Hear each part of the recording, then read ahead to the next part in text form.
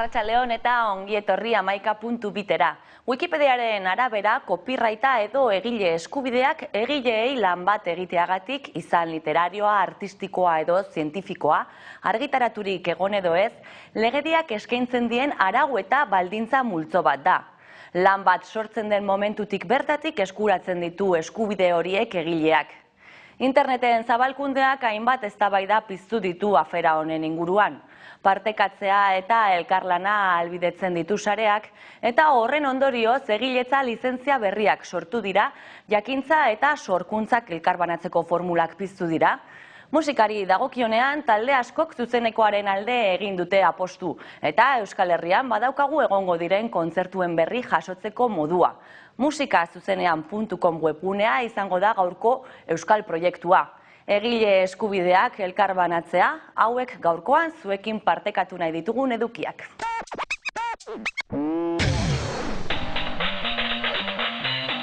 Egile eskubideak Europan eta Storify.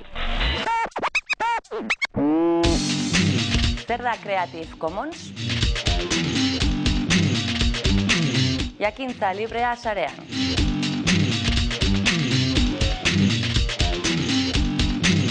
Zuzeneko musika gorantz dijoa. Eskubide libredun kosmosa.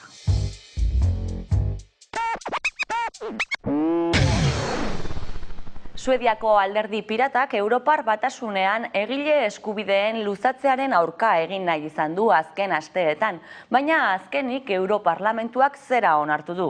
Lan bat ez da jabego publikora atxikituko egilearen heriotza gertatu eta 70 urte igaro arte. Bestalde, sare sozialak erabiliz kontakizunak egiteko tresna berria daukagu sarean. Storify izena dauka eta Twitter, Facebook eta halako sare sozialetako mezuen bidez historiak kontatzea erraztu nahi die kazetari eta blogariei. Ezagut ditzagun. Asteotan, copyrightaren inguruko eztabaida sustatu dute Europar Parlamentuan. Suediako alderdi piratako ordezkariak, Christian Hemstronek, mai gaineratutako proposamenaren ondorioz. 2009ko apirilean hartu zen erabakia Europako Parlamentuan. Copyrighta edo egile eskubideak luzatu egingo ziren. 50 urteetatik 70 urteetara hain zuzen ere. Musika lanei dagokienez soilik. Horretarako artistak edo legeizkeran egileak musika lana erregistratu eta 50 edo 70 urteetara izango lituzke lanaren gaineko eskubideak. Aldaketari esker 70 urteetara jakina. Halere, erabakia hartu zenetik 2 urte igaro direnean, Suediako alderdi pirata erabaki horri helegitea jartzen saiatu da. Horretarako, Christian Hemstrom parlamentarioak 40 parlamentu kideren sinadura biltzen saiatu zen. Sinadurak lortu arren ezin izan zuten atzera bota 2009ko erabakia. Azkenean, Europar Parlamentuak 70 urtez balioztatuko du copyrightaren bermea. Sareko azken asmakizunetakoa da Storify, aplikazio berri horri esker, sare sozialetan argitaratutakoa erabiliz, istorioak sortzeko aukera egongo da. 2010ko irailean sortu zen Storify, batez ere kazetari edo blogariei lana erraztu nahian. Horrela, istorioa kontatzean modu zuzenean sartu ahal izateko Facebook, Twitter, Flickr o YouTubeen topa daitezke bideo, irudi, lotura edo lekukotasunak.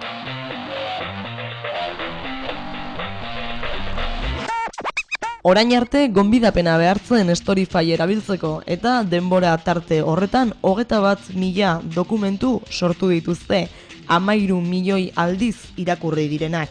Ameriketako estatu batuetako hedabide batzuk aplikazioa erabili dute dagoeneko, The Washington Postek adibidez. Ikusi beharko da hemendik aurrera zer nolako garapena lortzen duen.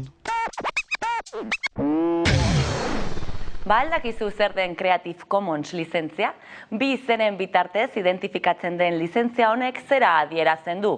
Ikur hori daraman lanaren egileak bere sorkuntzaren zenbait erabilera baimentzen dituela. Baldintza jakin batzuk jarri ohi dira. Lan hori kopiatu, eraldatu, banatu edota zatiren bat erabili liteke problemarik gabe. Beti ere irabazi asmorik gabe bada eta egilean ordena aitortuz baldintza horiek betez, ala ez. Egileak erabakitzen baitu zer den baimentzen duena eta zer ez. Copyrightaren zurruntasunaren aurrean Creative Commonsek aukera ugari zabaltzen ditu. Agurtu ezazue interneteko biztanle ospetsuenetako bat. Nazioartean, ezaguna den aurpegi bat, enpresa handiak eta munduko superizarrak bezain ezaguna. Copyrightaren C handia. Mundu guztiak daki zer esan nahi duen C handi horrek. Eskubide guztiak gordeta. Hau da, eskatu baimena. C handiak egile eskubideen jabeak babesten ditu, eta bestei, jabe horiek zeintzuk diren esaten digu.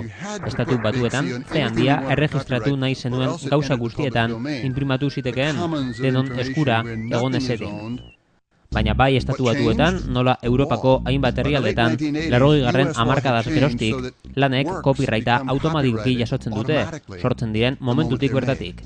Zure artikulua gordetzen duzun momentutik bertatik, zure kameraren obturadorea ixten den segundutik, zirriborroa ahosapian bukatzen duzunean, zure sorkuntzak egile eskubideak bereganatzen ditu. C handia, inundik agertzen ez bada ere. Beraz, ez dago modu askarrik zeozerrek jabea duen ala ez jakiteko. Arauek oso argi uzten dute lan baten jabea zarela nola aitortu, ez duzu ezerekin behar. Baina ez dute esaten zer egin lan horren zenbait erabilera baimendu nahi dituzula esateko. Zein da arazoa? Zinegile digital bat bazara eta 100 abokatu behar badituzu erabiltzen duzun fotograma bakoitzaren baimena lortzeko, talde batean jotzen baduzu eta zure konpainiak ez badizue uzten kan bat artxiboak partekatzeko sare batean jartzen, irakasle bat bazara eta zure klaseetako materiala sareratzen saiatzen basabiltza, edo DJ bat bazara eta zure nahasketetan erabiltzen duzun abesti seti bakoitzeko baimen bat behar baduzu, pertsona hauetako bat bazara, orduan badakizu zein den arazoa. Ideia zaparra da hau, eteten dugu abokatuak deitzeko.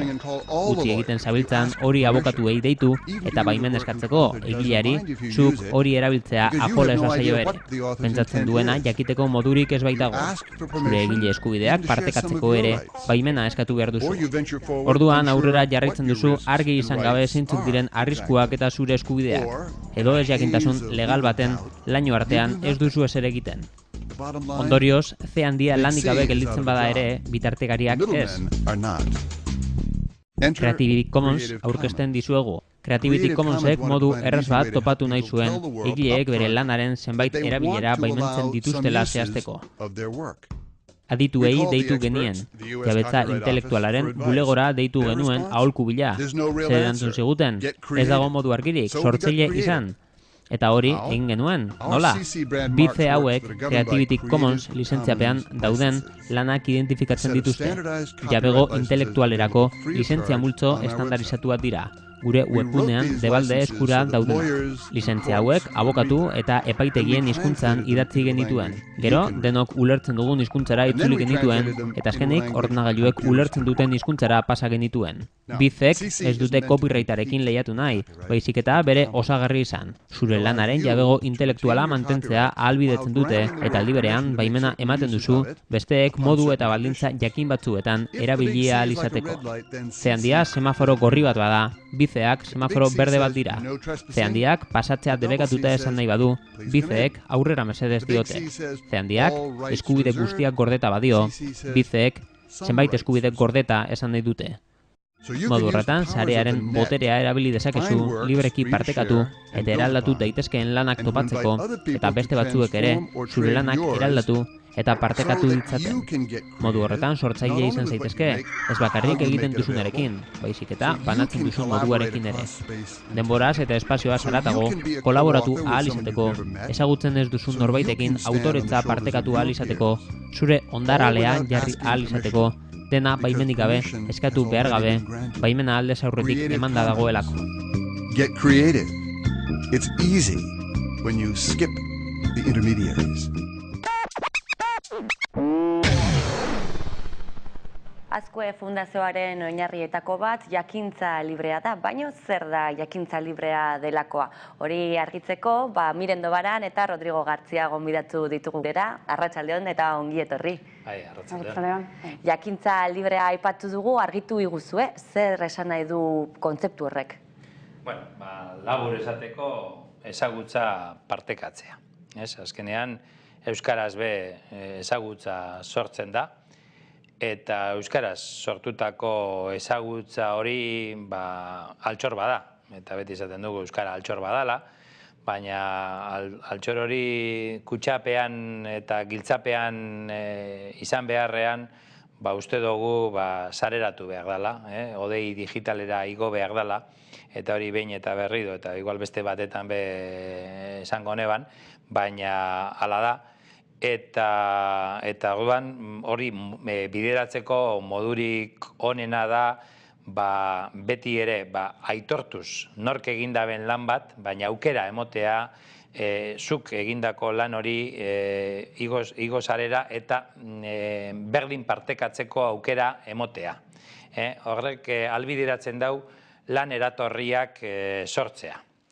Normalean, edozein liburu eta holakotan copyrighta izaten da. Eta hori nik uste dut respetatu behar dugu eta ikusi behar dugu gainera horla dala, unibertsitateetan eta behar izaten dalako baita ere, jabego intelektuala hor dago, baina bebai beste tresna batzuk, beste lizentzia modeta batzu dagoz, aukera emoten dotzuenak, aitormena bermatuz, usteko hor sarean, berdin partekatzeko. Eta hori, adibiderik garbiena Wikipedia bera da. Wikipediak edozeinek sortu aldu artikulu bat, jartzen du sarean, baina gero beste batek alda dezake, edo gaurkotu dezake. Eta filosofia hori da, guk nolabait bultzatu nahi duguna, eta lizentzia berri hoiei Creative Commons deitzen dotzegu. Creative Commons lizentziapean banatzen dituzue ere Azkue Fundazioko edukiak edo, ez? Bai, gukola jarri dugu eta hor lizentzia mota desberdinak dagoz Creative Commons pean, hori luze joko luke hori azaltzea, zehatz mehatz, baina guk erabiltzen duguna da hori, Creative Commons aitortuz nork egindaben lana eta gero berdin partekatzeko aukera, emanez. Gero egoten dira beste aukera batzu, adibidez ez komerziala izatea, baina guk ere uste dugu hor libre usten dugu. Uste dugu euskerarekin be, norbaitek ere negozioa egin alba dau, hori ere zilegia da eta bidezkoa da. Aitortu eta egilea aitortu, berritu eta hobetu izango litzateke. Eta berdin partekatu, beste batek hobetu edo gaurkotu edo egin dagian, hori da. Euskarazko edukiak sarean sustatzea dauka helburu Azkue Fundazioak, baina gaur egun zein da euskarak sarean daukan representatibitatea edo zenolako presentzia dauka? Nik uste dut ondo gaudela, kokatuta momentu honetan.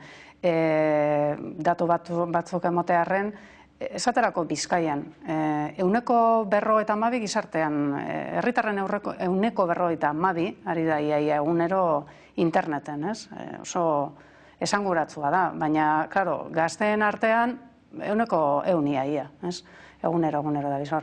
Eta gero, nabigatzeko hizkuntzei dagokienez, 100 gazteleraz nabigatzen dugu, baina baita beste hizkuntza batzuetan ere, eta hor datua da euskeraz 123 dabilela.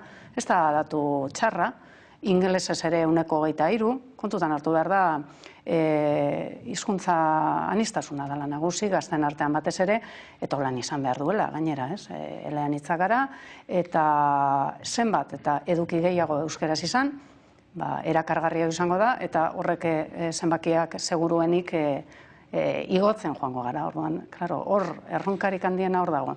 Edukiak sartu, eduki erakargarriak sartu, eta iauneko 23-tik aurrera egiten dugu, apurka-apurka, ez. Jakintza partekatze aldera, esan dugunez, ezinbestekoa libre izatea, ez?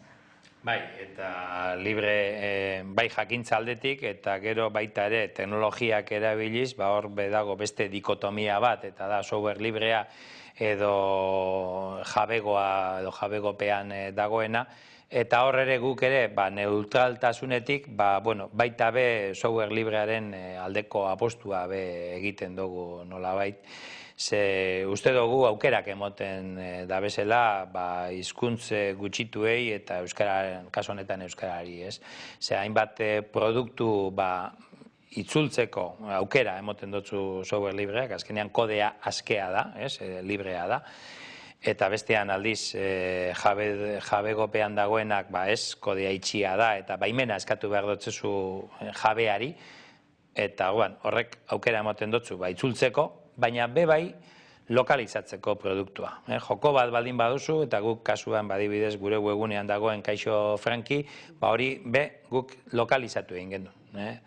Hor, jatorrezko berzinoan, hainbat, ez dakit, oian baten ez dakit edo zelei batzutan jokatu alzan joko hori, baina gu jarri gendun Franki delako hori, Bilbon, Guggenheinen inguruan, Indautxu plazan, Getxon, Usategi zeran, parkean, orduan, lokalizatze horrek ere garrantzia du. Ze ematen dozku hurbiltasun punto bat eta hori euskerari ondo etortzen jako. Eta euskal gazteek ere erabil dezaten, ze gazteak dira azken batean etorkizuna bermatuko dutenak, ez? Hori seguru, ez da. Gazteak umetatik natibo digitalak dira. Gaur egun eskolan bertan, pantaien bitartez ikasten dituzte gauza askotazko, gero eta gehiago gainera. Orduan, ohituta dagoz, pantaiekin era batera hirulau gauza aldi berean egiten, ez? Orduan, horretarako prestatuta eta hornituta izan behar dauka euskera. Kapaz badira telebista ikusteko hizkuntza batean, interneten beste hizkuntza batean dagoz zeo zera aurkitzen, eta jarraian hasten dira beste jolas batekin, ez? Orduan, azkenean helburua zein da egotea, era esklusiboan euskara ez da izango, inola ere erabiliko duten hizkuntza, baina euskara ere izan daitela, ez? Horretarako zer berde, produktu guztiak eta IKT-etan, arlo guztietan egotea, hori da helburua. Zergatik egiten du azken fundazioak Creative Commons eta lako eskubidere libreen alde? Bueno, esaten genduna, ez? Azkenean beste tresna bada, baliabide bat. Eta emoten dotzo, ekoizpen txikiagoa dakan hizkuntza bati aukera gehiago nolabait sortzen dan apur hori biderkatzeko. Hainbat eta hainbat irakaslek adibidez, materialeak sortu dabez, euren eskolak emoteko, baina horrek, kajoian, gorde beharrean, nolabait saleratzen badira, beste batek ere igual berrerabili aldauz. Ikusten dauz, berrerabili egokitzu, bere beharreta, eta emoten dutza beste aukera bat. Eta hori... Topagune izateko asmoa dauka, ez? Bai, hori da, eta gure hainbat egitasmotan, adibidez, dakagu bat aplikazio didaktikoa jartzeko AJ-Klik gunea, mediategia jartzeko asmoa dugu, eta hor baita ere jenteak mapak, eurak egindako mapak, edo argazkiak, edo igotzea, horrek ere berrerabili izateko adibidez eskoletan, irakaslek adibidez materialeak sortzen dabez, edukia, baina mapa edo argazkia editoriale batekoa da, eta hori ezin da erabili, copyrighpean dagoelako, orduan utzi beharko litzateke edo aukera auki besteren bat erabili izateko.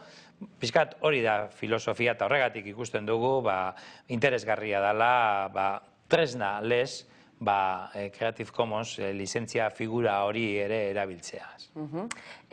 Adipatu duzu AJ-Klikak, baina ze bestelako proiektuak abiatu ditu Azkue Fundazioak? Gu jakintza librearen barruko gune horretan dakagu Wikiplaza, hori eta, Wikiplaza horren barruan badagoz komunidadeak, hor nolabait baita be ezagutza eta norberaren dokumentazioa, blogak, iritziak, foroak partekatzeko aukera, gai baten inguruan, hor badago komunidade bat, Euskal Kultur Erakundea, edo Institut Kulturel Bask iparraldekoa hoiekin batera garatu duguna, beste bat izango da baita ere Ipar Ameriketako komunidadeagaz eta Senarruza Foundationegaz, Beste bat be daukagu Alkarbideko lagunekin, Bizkaiko teknikariak, eta hori Aldundiak berak sustatzen daben programa bada, eta hor aukera dauke lan egiteko, eta baita be jakintza librearen inguruan eta Wikipedia sustatzeko Ugarte Buruzariena.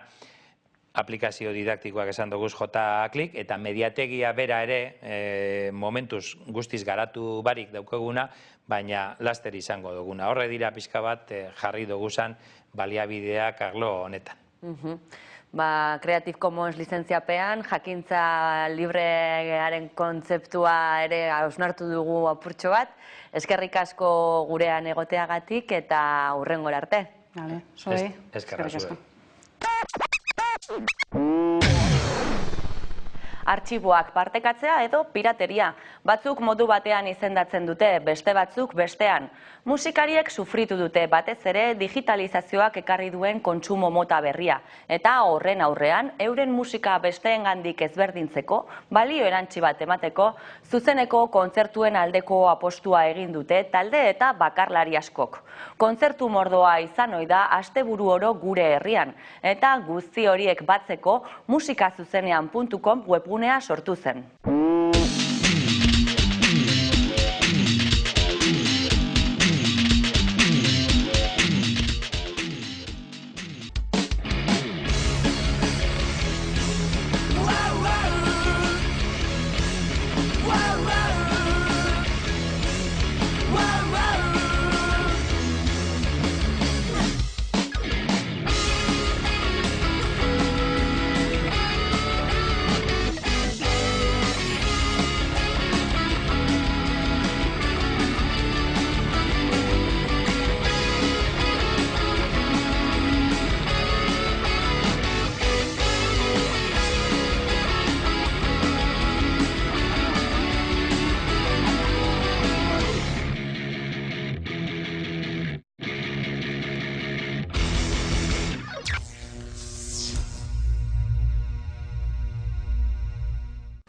Bueno, abia puntua dago batez ere kontzertutara joaten garen zaletuen artean, ez?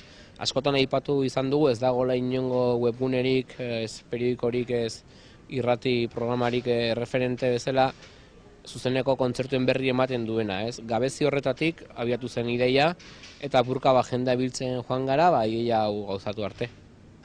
Hasiera batean ideia zen zerbait egitea, ez genekien zer izango zen, ez? Eta gehien bat, bizi garen teknologi garaia hauetan, webgune baten azkartasuna eta indarra eta era berean eventoak eta goza sortzeko gaitasun horrek bultzatu gaitu webgune hau sortzea. Hala ere, musika zuzenean da webgune honetatik abiatzen da, baina aurrera begira badira bere beste asmo batzuk zuzeneko musika bultzatzeko.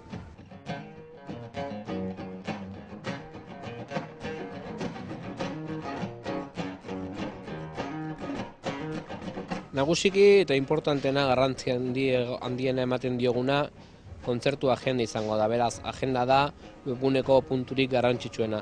Agenda horretan saiatuko gara biltzen Euskal Herrian egiten diren kontzertu gehienak, o asko behintzat, badakigu oso zaila dela ezinezkoak hasik denen berri ematea, baina nahi duguna da ematen ditugun eventoen berri behintzat kalitatezkoa izatea, informazio zehatza eta egunerokotua izatea, ez?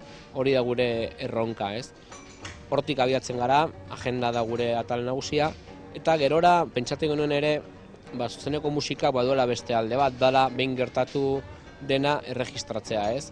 Azken boladan, geroz eta argazkilari gehiago daude gurean, kamera digitalek errestasun asko ematen dute horretarako, eta oso erresa da ikustea kontzertuen argazkiak edo zein webgunetan, bai Flickrretan, Fotologetan, bai Spaceetan, eta pentsatu genuen guzti hori batzea, guzti hori elkartu eta webgunean jartzea eta hortaz sortzen da argazki galeria atala.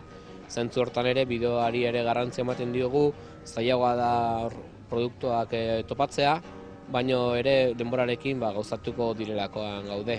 Beraz, alde batetik agenda eta bestetik bai argazki galeriak, bai bideo galeriak eta bai kronika idatziak. Azken batean, prentsak, irratiak eta beste medioak ez diote behar bezalako garrantzia ematen agendari. Askotan, egunkariek duten atal bat besterik ez da, eta ez diote benetako garrantzia ematen, eta hortaz, informazio gabezi hori guk saiatuko gera jartzen ditugun kontzertu eta emanaldi guztien informazioa zehatza zabaltzen, eta hori da gure konpromisoa. Piskat, abia puntua du gabezi horretan, jendearekin hitz egin eta jendeak ikusten dituen gabezi horietan. Orduan, zentzu horretan importantea da jendea bera, musikariak, musikazaleak eta musika eszenako hainbat eragile parte zuzen izatea, ez? Horregatik, webgunearen alimentazioan, webgunea betetzea informazioz, uste mundu guztiaren jarduna dela azken batean, ez? Horretarako bultzatzen dugu parte hartza, edon zeinek igo dezake bere eventoa gurera, edo zeinek igo dezake bere argazkia gure webgunera. Azken batean, eszenaren erreflejoa izango baita, ez? Bai kontzertu erraldoietatik hasi edo gaztetxe batean burutzen diren kontzertu txikietaraino, ez? Horretarako, arpietza saila iriki dugu, pixka bat jendeak arpietu egin gure webgunean, eta zentzu horretan ere, proiektua sostengatzeko ezinbestekoa den diru laguntza o diru sari hori emateko, ez?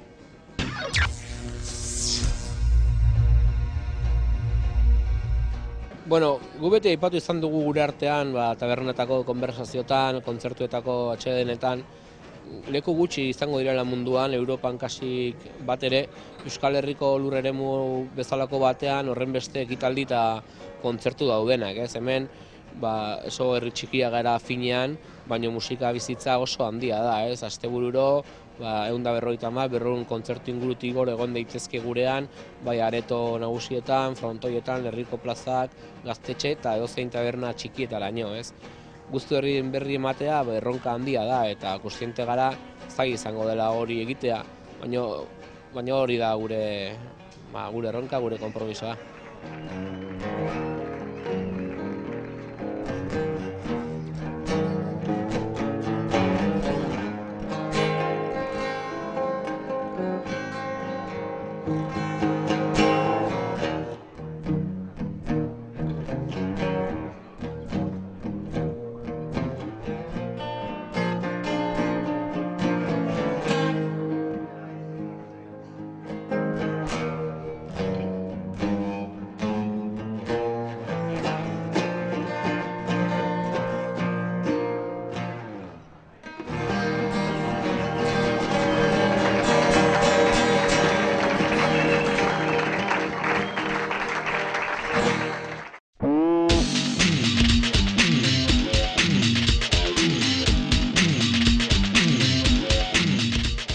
Eskubideentzako formula berriak zinemara ere heldu dira. Creative Commons lizentziapean egindako pelikulak ugarituz doaz. Riot Cinema Collective delakoa kosmonauta izeneko proiektua sustatzen ari da. Crowdfunding bidez ari dira dirua lortzen. Hau da, norbanako asko emandako diru laguntza txikiekin, 100 produktoredun pelikula osatuz. Eta internet, DVD, telebista eta zinean estreinatuko da aldi berean. Produktore eta ikusleek gustokoen duten moduan ikus dezaten. Ilargira bidean istripu bat izaten duen astronauta errusiar baten historia kontatzen digu. Hementxe duzue filmaren aurrerapen bat. Hurrengo astera arte.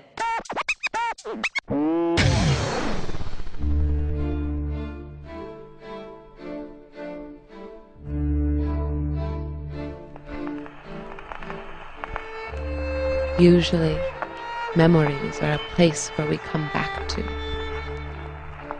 Sometimes, they are a place where we go to, but instead of memories, people call them desires.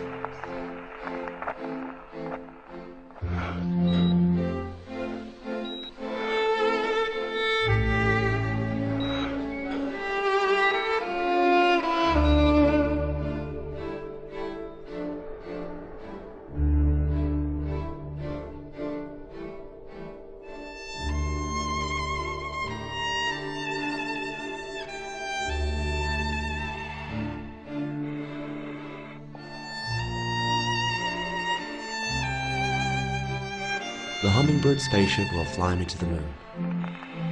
It's funny, I always think about Yulia as a hummingbird, but I never told Andrei. Stas doesn't know, but I heard this story once. It was about this breed of South American hummingbirds. The males courted the female in twos, and the refused bird flew toward the sun until he died exhausted. A story is never complete without the empty spaces between images. Stas and Andre are those empty spaces of my stories. Chalika, over. Chalika, can you hear me? Over. Chalika, I don't know if you can hear me, but I think something might be broken. I'm approaching the far side of the moon. Over. Well, I hope you can fix it soon. See you on the other side.